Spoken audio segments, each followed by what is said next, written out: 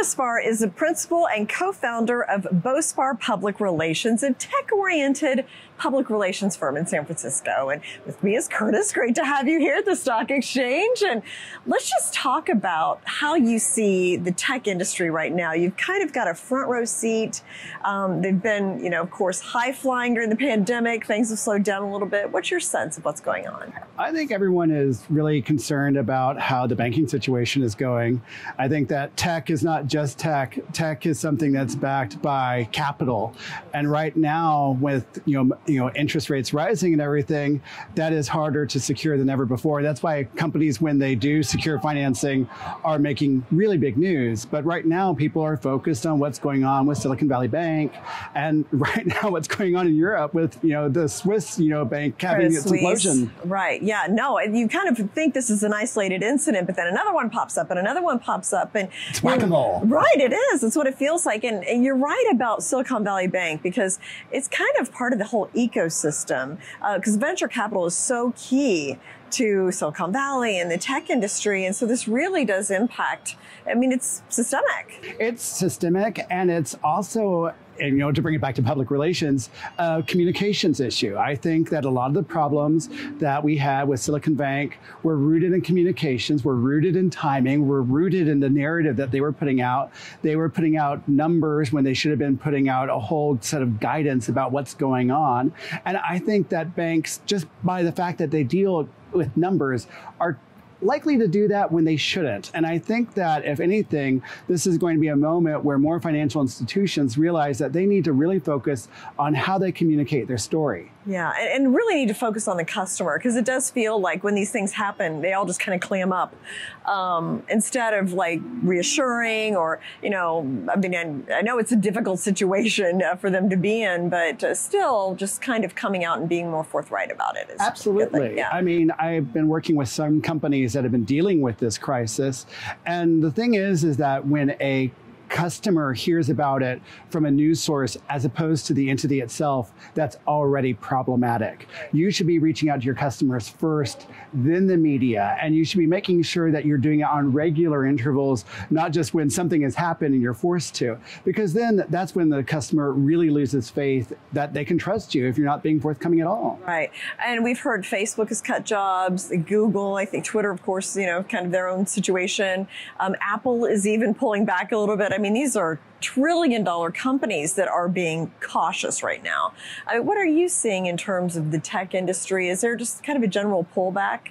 There is definitely a sense of let's wait and see how things go. Certain companies, though, are being interestingly bullish. And these are the companies that provide corporate resilience. And any company like that is actually making hires. And so you can see who's the kind of winners in this economic recalibration by looking at that. And I think that it's going to be a replay of 2008, where the companies that help you, make your tech stack last longer are going to be the winners here. And that's what we're seeing right now. Well, that's interesting that there are some winners emerging. I don't know, maybe fintech, maybe cybersecurity. This may be a time for them to kind of shine. And anyone that's working with analysis, because people, when there's any kind of jitter, want to analyze what's happening next. And so data analytics is the way that you stay ahead. And so we're seeing a lot more people really focus on their analysis, on their data stack, and making sure that everything is resilient that way. Yeah, that's a good point. So how do you advise tech companies in this kind of environment? Like, have they pivoted a little bit in terms of how they handle public relations? I think that more companies need to be a lot more open and a lot more transparent. I think that the good news, if you could call it good news, about the Silicon Valley Bank issue was that when the federal government took over, they made it so easy for people to handle their money. And the same thing with Signature Bank. And I think that made it also easier for companies to say, hey, my bank's been taken over, but I can still have access to my money. And so the hope, I'm sure, was that that would end bank runs. But I think in that spirit of transparency, these companies need to be talking and communicating as forthrightly and as often as they can to stay ahead of this. Yeah. Now, and how do you advise your clients just in terms of getting their message out? I mean, tech is still, we love it, but it's not understood, I think, especially some of the emerging technologies like blockchain and things like that. How do you advise them to, because some of these people are genius programmers, but maybe not the best at kind of getting to the point and being on message. How do you advise them on that? Part of it is the venue. I think that people should be doing a lot more with LinkedIn, for example, and communicating where they are. I think a lot more companies should be providing analysis about the news of the day and what's happening.